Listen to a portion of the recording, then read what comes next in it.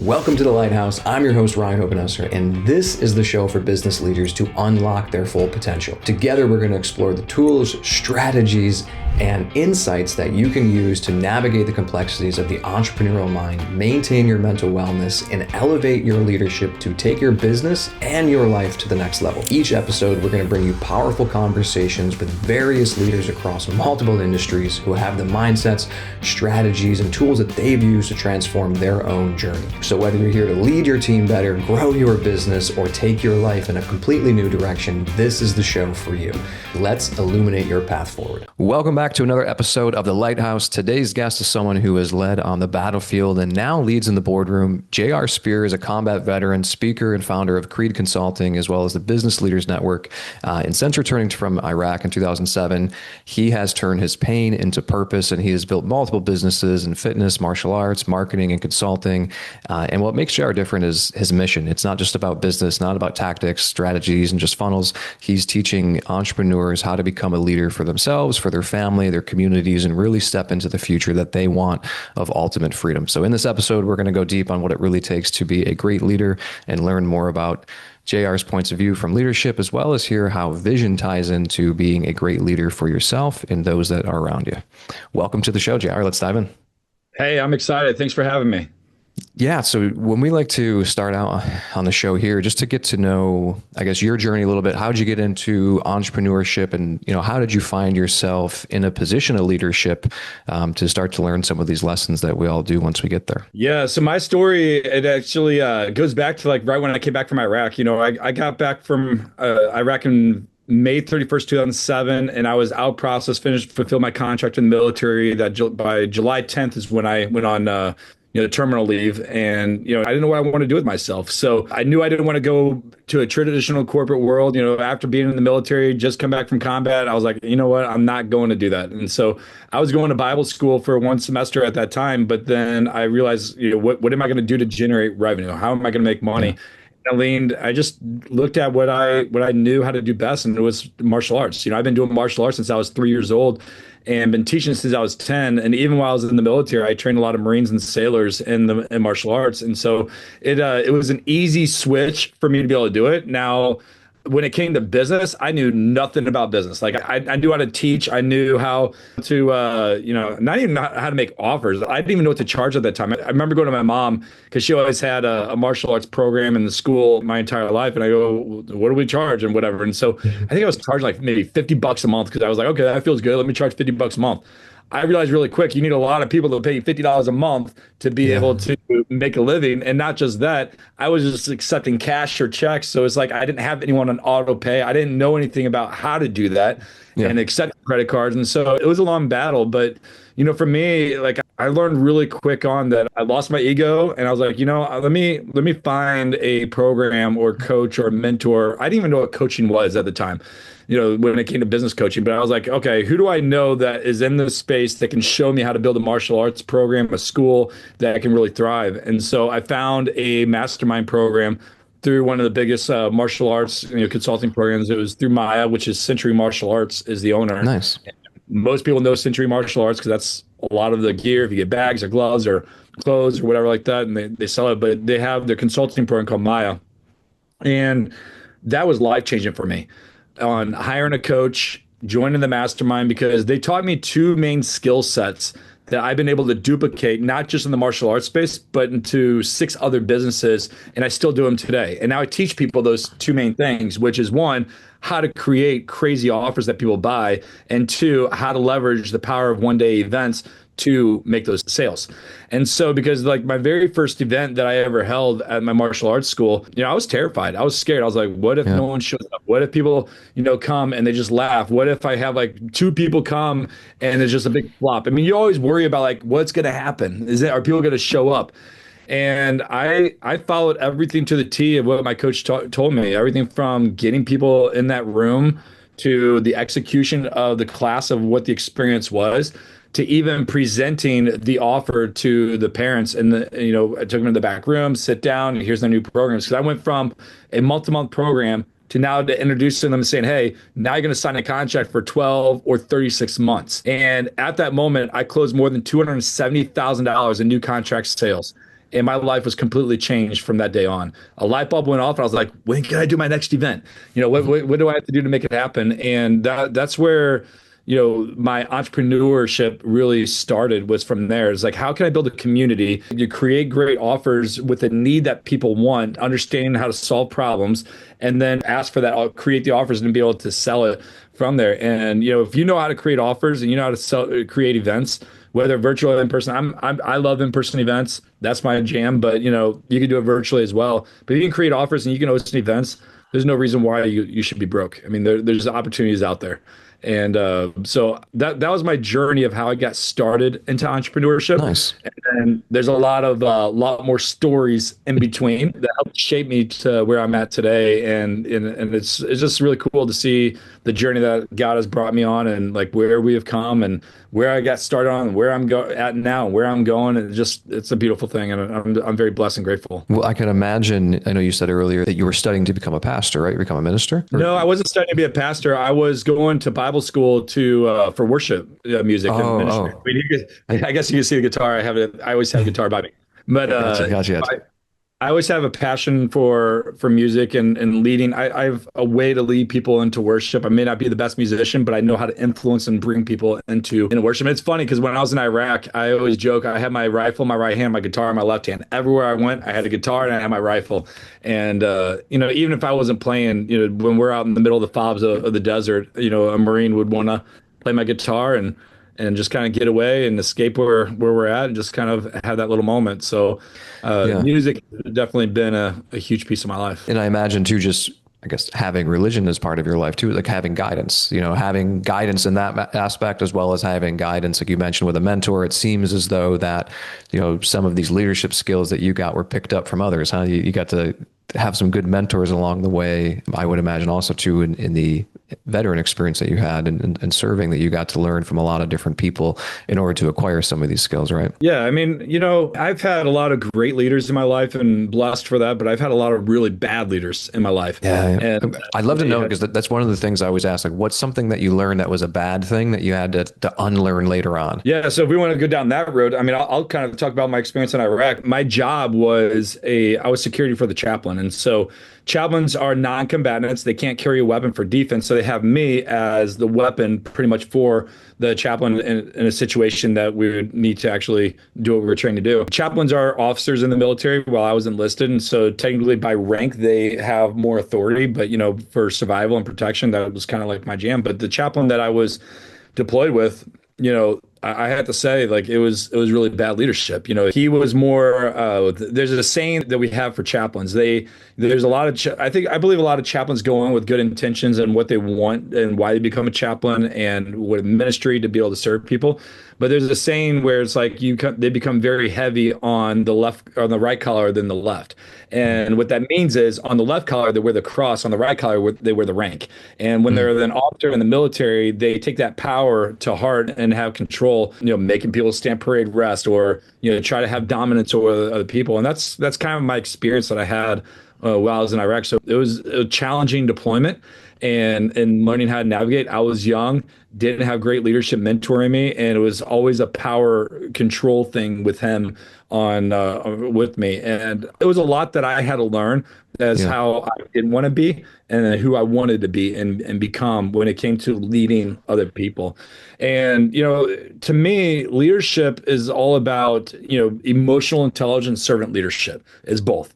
And we have to understand people and, talk about being religion. I always say I'm not religious, but I am a Christ follower and a strong Christian. I lead by my faith and who I am. When I look at that, I look at the leadership from the example of Jesus, of what he did. Before you jumped on this call, you were talking about the head smart. And to me, that's where it all starts. Like, it starts with yourself, your own belief, your heart, your head, what you believe. And that's what Jesus did. Like, Jesus spent that time in the mountains when he was tired, overwhelmed, stressed with the Father in that meditation, in that prayer time to equip himself so that way he had the tools, the resources, and the things that he needed to do to go lead his team. Well, who was his team? It It was his disciples. And for us, even if someone's listening on here and they're like, hey, you know what, I'm not a Christian, don't tune out, but listen to what I have to say. Even though you don't have to be a Christian to take the same examples of what I'm telling you, but it's so practical for all of us listening here that you cannot go lead other people until you learn how to lead yourself. It's like being a fat personal trainer. It's like, how are you going to be able to lead someone on how to live a healthy lifestyle when you're not disciplined yourself? And so if you want people to follow you and to lead, to hear what you have to say and influence by your guidance, you first got to get yourself straight. You got to fix your own head and where you're at, your own belief and what you're doing. You got to make sure you're good physically, mentally, spiritually, and all different levels before you're gonna get other people to follow you. Because leadership isn't about dictatorship. Leadership is about influence. It's about getting people to want to come along with you. And no one wants to follow a dictator, but people want to follow people that they believe and that they trust and that they want to learn more from. I mean, people, when Jesus was walking the streets, he didn't say, hey guys, you need to stop what you're doing and just come here and do what I tell you. People just followed him because of who he was. And that's what good leadership is. Good leadership is about living your life. What I say, live your life that requires a gospel answer, but it's living your life in a way that attracts people to want more. And so when I talk about emotional intelligence boils down to 5 key character traits. It's 1, knowing how to have self-awareness. Are you aware of the people and the surroundings of where you're at? Are you aware of your own emotions and feelings and beliefs and what's going on in you? And the second piece, which is self-regulation, do you know how to regulate that? Yeah. So if I'm speaking in a room and if I want to make that the best experience that people has ever engaged with from an event, I have to be aware about how people are responding to what I'm talking about. So it's that first piece of self-awareness of, all right, people are in the room. Are they engaged? Are they leaning in? Are they yawning and getting tired? Are they talking to the person next to them? Are they excited to know what's next, or are they disengaged? And I had to learn how to regulate that moment, in that real time, to be able to get everyone back on track. And so different things I do is saying, hey guys, this is something really important. I want you guys to write it down. Or I get to say, hey, Ryan, I love to tell a story about this. And I call people out by their name, because then they look at me and they're like, oh, wait, he knows my name. Because the one thing that people value most is themselves. So before you get up to speak, before you host an event, it's like, do you know people in the audience and their name and who they are and what they need help with or whatever it may be? That's a great way to keep people engaged. But that's also goes with one-on-one conversation. When you're saying someone's first name, not just last name, but their first name in a conversation, people unintentionally start to wake up and they start to listen. They start to hear, because oh, wait, they value me. Even if we don't even pay attention to it, we start respecting that person more just because they call me by name. It's your name. It's the one thing. It's your fingerprint of who you are, your identity. It's your name. I've heard it said it's the most beautiful sound your ears will ever hear. Yeah. It's not your own name being called. My name is silly. It's JR. My real name is actually Craig, but when people say Craig, that feels so foreign to me, because I've been called JR since I was born. And I am a junior, but my mother, she was like, you know what? I don't like the name Craig, so you get your junior, but I'm going to call him JR. And it's so I've been called JR my entire life, and so it's my identity of who I am. And when someone says Craig, I know they're either the government or my aunt. And and the reason why I say my aunt, because she never really liked my mom, so just she always called me Craig, just in spite of my mom. But going back to emotional intelligence is you have to be self-aware, but then you have to know how to regulate in that moment, and whether that's your own feelings, beliefs, or whatever it is, or it's learning how to regulate that room for control. Or if you're leading a team, it's how do you regulate that team to be able to do what you want to accomplish. And the third piece of emotional intelligence is motivation. How do you motivate yourself, but how do you motivate the people that you're around to be able to take action? And then it's having empathy, and then it's having social skills. All those key components is elements that we need to have to exemplify emotional intelligence. And then the second piece, when it comes to, leadership, is what I say, servant leadership. You get a lot more from anything in life if you learn how to serve other people, because the way that you make people feel matter. If you are serving others out of self-edification for yourself, you're going to lose every single time. If you're serving others because you're desperate for something, you will lose every single time, because people can feel that desperation. They can feel that dictatorship. They can feel where it's all about yourself versus about them. But going back to what I just said, where it's the one thing people value most is themselves. So when you start valuing other people and making them feel heard, appreciated, valued, they're going to start responding to you in a lot better way, because the way that you respond matters. I mean, you could get so much more out of life if you were just respond in a way that people respect and value. Yeah, when I say, hey, Ryan, I love what you're doing. Yes, I would love to be on your podcast. What can I do to serve your audience? And it's not about coming on here and serving me, but it's what can I do to give value to your audience for what you want to accomplish in that mission. And so when you're leading a team, going back to your original question, you're saying, what was some bad leadership experience with there? Is like when I was deployed, I had a battle with the chaplain and other seniority with my battalion from just power control. Like everyone is out there is like, you do what I say and how you do it and everything's, but versus being just mission focused on what's going on, and everyone jumps on the same page. You can get a lot further on in your mission and your vision for what you want to accomplish when you are able to influence in a positive way. But if you are coming out there as trying to control and have power and all those different things, then you're just going to make it a toxic culture, from the start. Dude, 100%. And like so many good things to unpack there. And one of the things I wanted to jump back to is you mentioned about leadership, and you were talking about Jesus and how he walked, and the people followed because of his influence, not because he told them to come and follow me. And I think that ties in really well with what you talked about at the event where I met you, was vision. And can you just talk about how vision plays a role in being a leader for yourself, but also what that vision, I think, supplies to attract other people? Yeah. So let me be clear, because Jesus did tell other people like Simon and Paul and different people saying, follow me. So, but people were naturally wanting to do that. So I just want to make sure that's really, he did do that. But when, if we're really looking at what vision really is, I want to point this out too. I am the type of individual, like growing up, especially in entrepreneurship, where JR knew no wrong. JR was always right. I was always like, hey, this is how it's going to be. If you don't like me, great. If you love me, great. I had no in-between type person. It's either they love me, they hate me. There was no in-between. And I was always that, right in every situation. At least that's what I thought. And so there were certain things in business that I always surpassed with, like, you know what? I already got that. It's good to go. And so everything from like having that business plan, understanding who your ideal clients are, understanding the messaging, understanding all these different things that are business 101 and basics.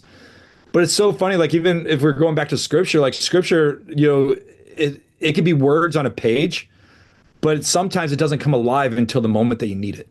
Yeah. And so my entire I started my first business in 2007. That's when I launched the martial arts school. I built 7 businesses since then, had a lot of success and had a lot of failures in between as well. But one thing that I never got clear on was vision.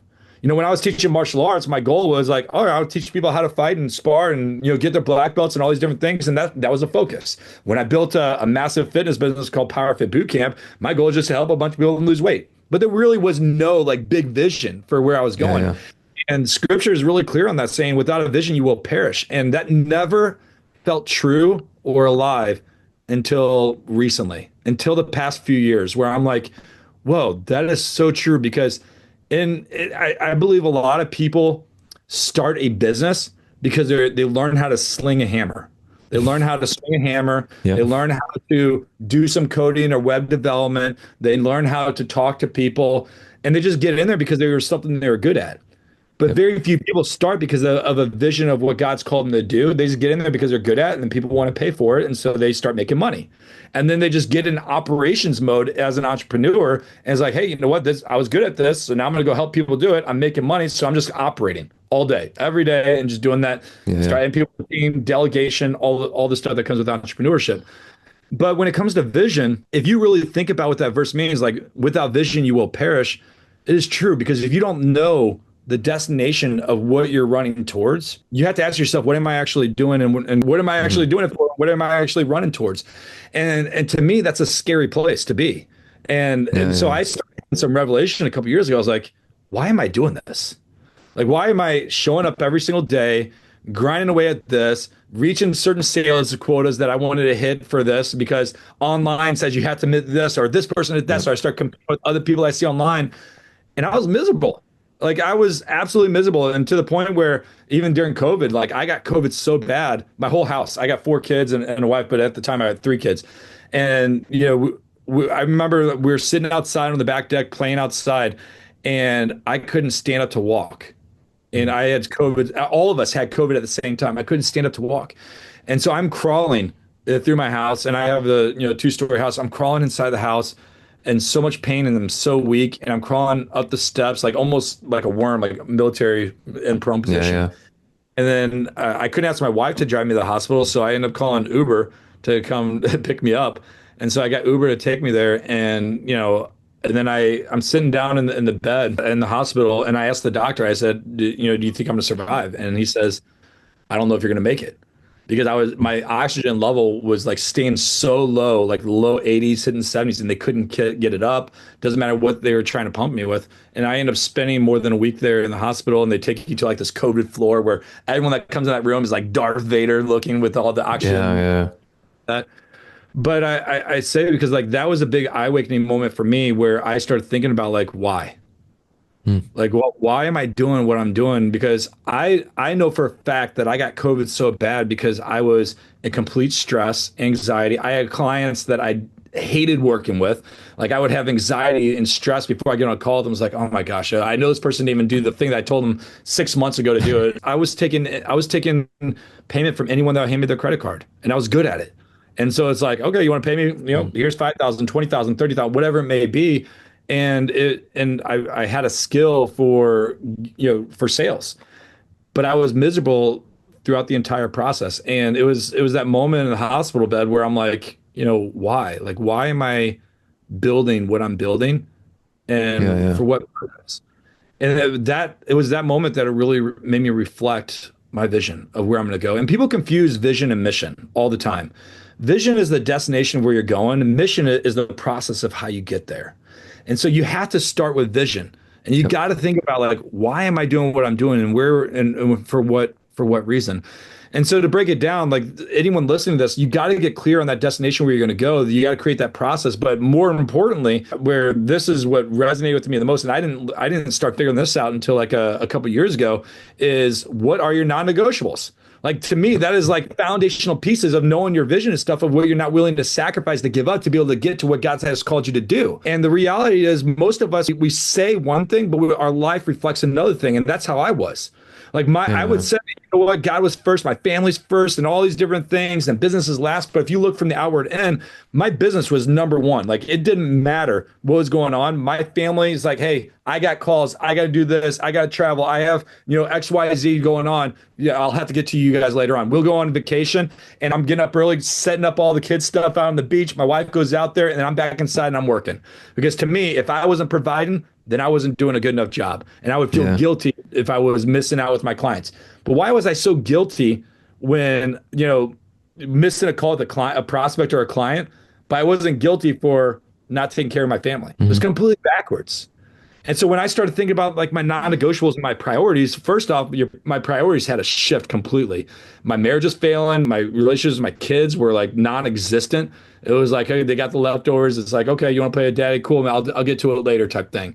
I mean, I was like, from the outside, probably looked like a great dad, but reality is I felt horrible, and my kids were feeling it. Yeah. And so, I feel like a lot of entrepreneurs are like that in hiding, like to your point, like on the outside, everything looks great. And the one thing you mentioned about having the client that you didn't even like, and I was at a mastermind a couple of years ago, and I heard the speaker say this that really hit home for everyone in the audience was, right now, you have an appointment on your calendar every week with a client you cannot stand to talk with, but you won't even make an appointment to play with your kid. Yeah.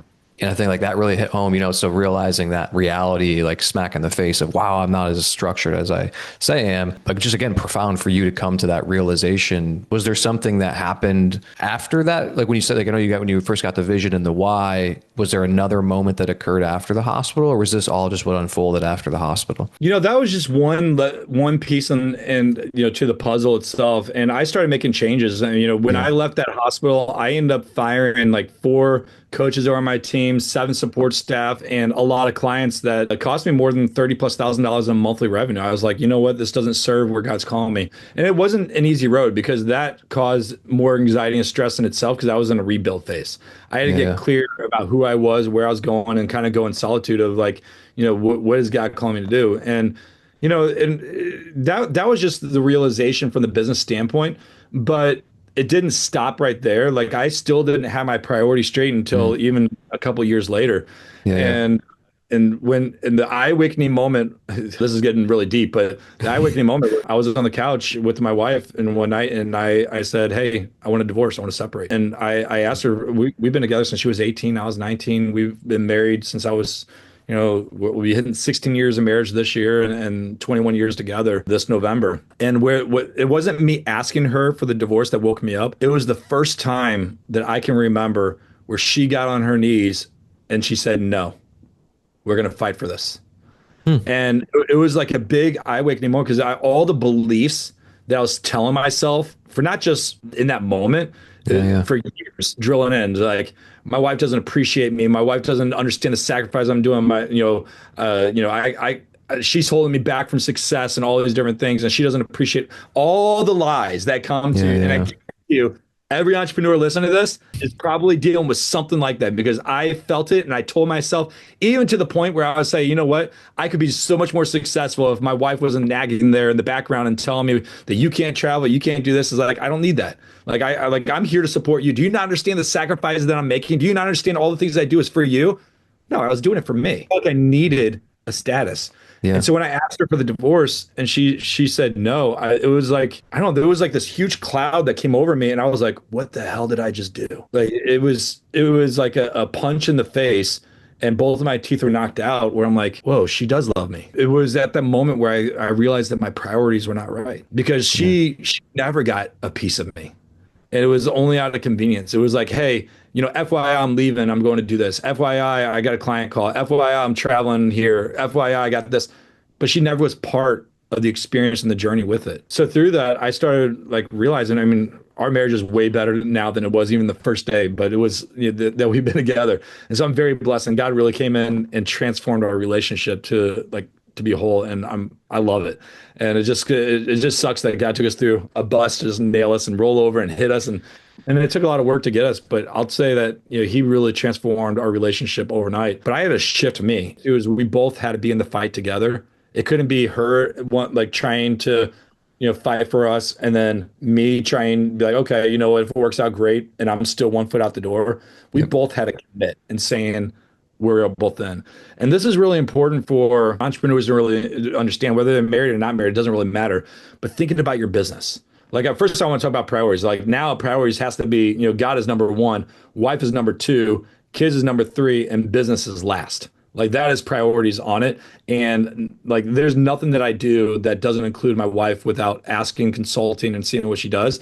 And my kids, the other thing too is I used to always put my kids above my wife as well. And I would come home and I would hug and kiss my kids before I go find my wife, before I wouldn't even go find my wife. Now, the difference is when I walk in that door, especially if I'm gone, I say, hey, where's mommy? And I go find mommy and give her a hug and kiss. And then I come and see the kids because we have to show our kids on how to have relationships too. It's so broken in today's world because the way marriages are happening, the thought of marriages or relationships happen because there's no example. There's not a lot of men stepping up and being a good example and teaching how to praise your spouse, how to apologize and fight fair with your wife. It's not closet. It's learning how to fight fair and allowing your kids to see that so they can see that you can have be apologetic with it.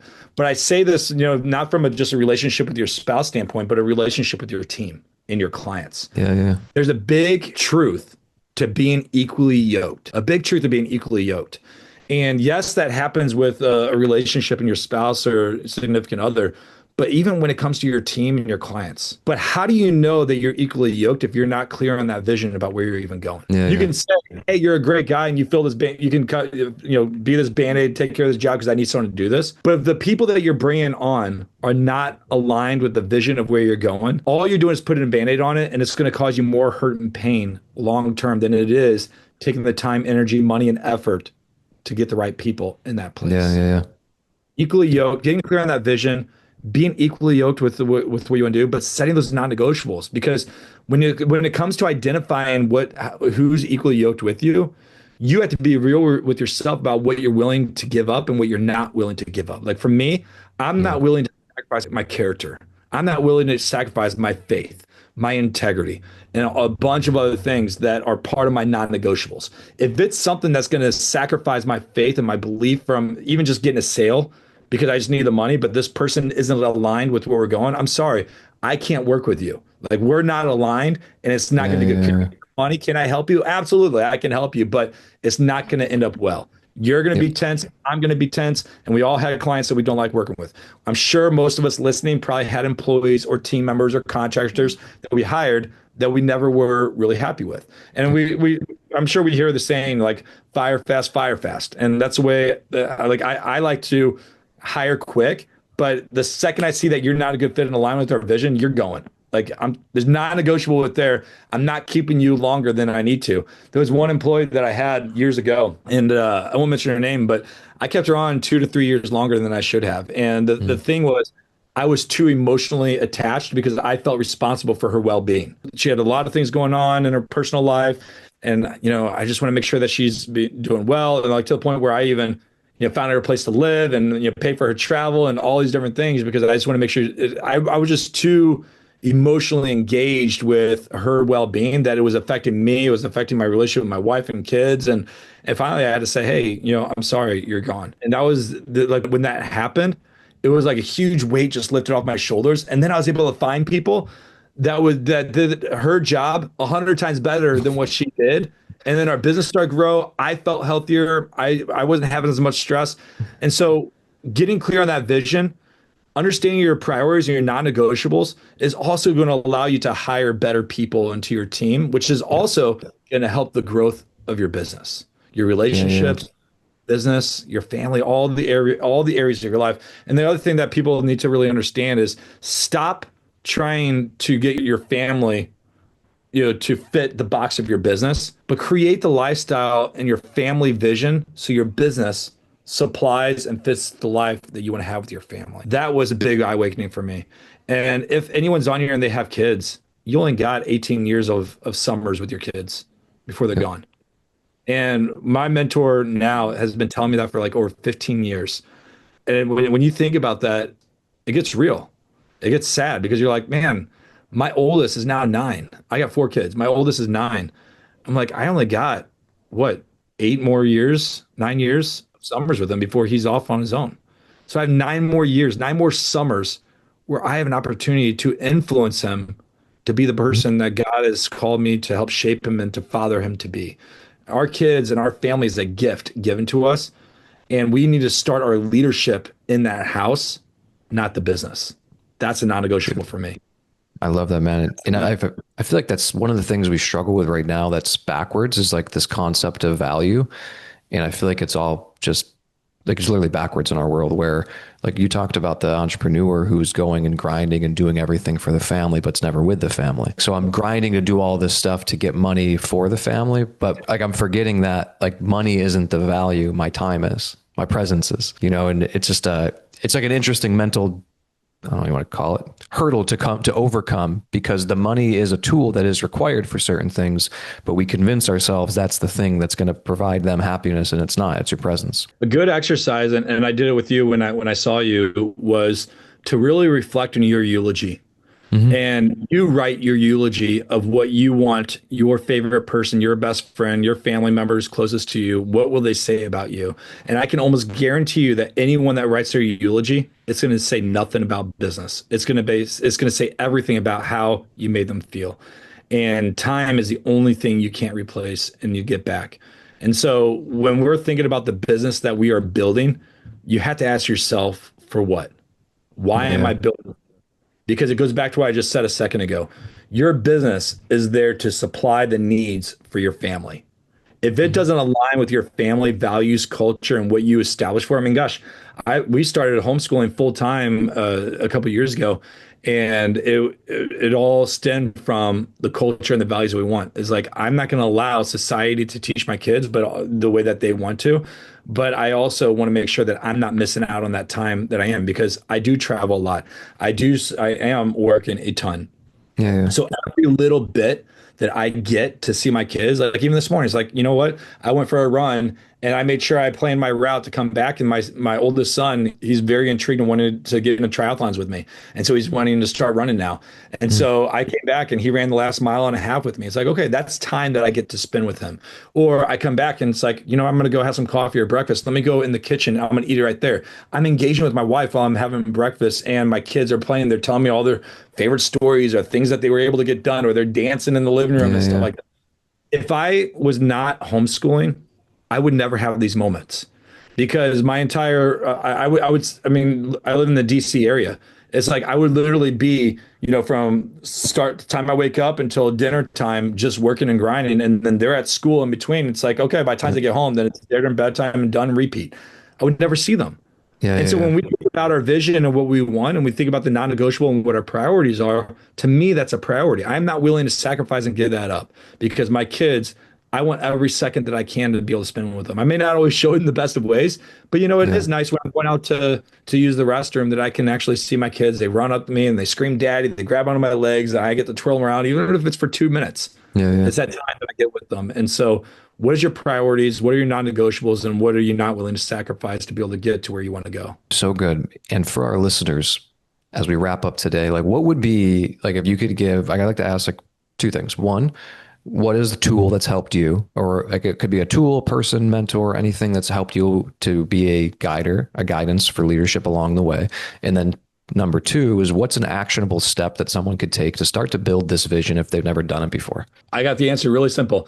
So one of the best advices to understand is the way that you respond is everything. And we have to pause. So scripture says, be still and know. And so there's power in that calmness and in that pause. And we got to always remember the word halt. And I'm sure people listening to this might have heard it before, but it stands for hungry, angry, lonely, and tired. The best advice you can ever get. If you're feeling any one of those four things, do not respond. Hit a pause, walk away, then come back. And that doesn't mean just with your spouse, significant other. That's with your team members. That's with your clients. That's with all the different things. Like, you know what? I'm not going to give you the best advice as a coach. I'm not going to give you the best advice as a leader to you because I am hungry, angry, tired, or lonely, whatever it may be.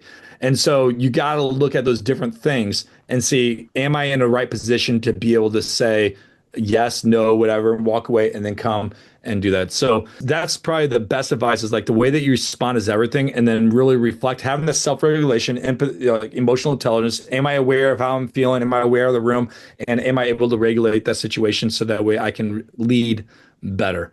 So that was probably the best advice that was ever given to me. And then the other actionable step that I would encourage anyone on here, and mine's changed over the time, but this is my eulogy and it's printed on a plaque. And I will tell you, like, I thought it was the dumbest exercise ever. I thought it was stupid. I was like, why am I writing my tribute? Why am I writing my eulogy? But it really opened up my eyes about the person that I wanted to be. And it made me reflect, am I that person that I want to be? And if I'm not, what needs to change? So actionable steps right here is go start writing your eulogy and from a perspective of someone else reading it. And the way that I like people to picture is like you're staying in the back of your own funeral and you're a guest of someone else reading and talking about you. What are they going to say?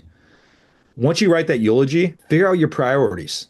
Mark them down. Me, it's my faith, relationship with Christ. It's my wife second. My kids are third. And then my business is last. And I need to reflect on that every single day. And lastly is to really think about your non-negotiables. Like, what are the things that you're not willing to sacrifice to be able to get to that vision that God has called you to do? Because without a vision, you will perish. Your business, your family, like everything, it will perish. You got to have direction. And where can everyone find JR? Where can they find more about Business Leaders Network and what you're doing and the events you're putting on? If you want to share a little bit about those events too, like just to give everyone a kind of inside look at what happens at them, that'd be awesome. And then let them know where they can find out more about getting involved.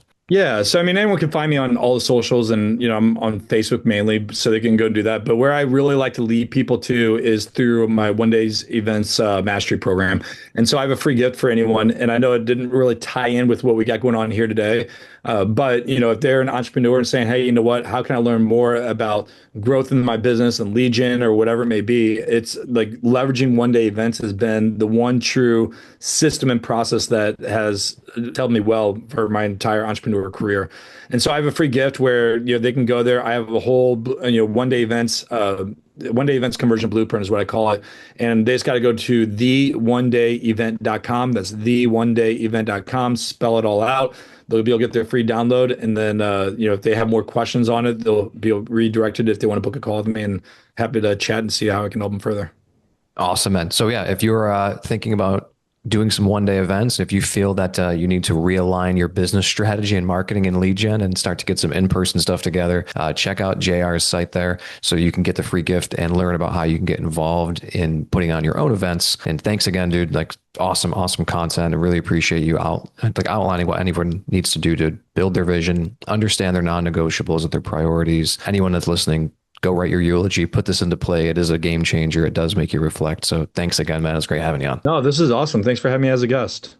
Yeah. And stay tuned, everyone, for the next episode of The Lighthouse. Hey, thanks so much for taking the time out of your day to listen to the show. And if you are a small business owner and you are ready to unlock your true leadership potential, scale your profits, and build a business that actually thrives without you, here are 3 ways that I can help. Number 1, take the What Type of Leader Are You quiz. I'll leave it in the show notes. It's going to give you some great insights into the patterns that are basically running your leadership style and negatively impacting you and your team. The second way is the Lighthouse Leader Program. This is a intensive program for you to develop your leadership skills, remove the mental blocks that have been holding you back, and take you and your business to the next level. If you want to learn more about it, find me on Instagram, Ryan.Lighthouse. Shoot me a DM that says Lighthouse Leader and we can talk details. And finally, the last way would be to work with me privately.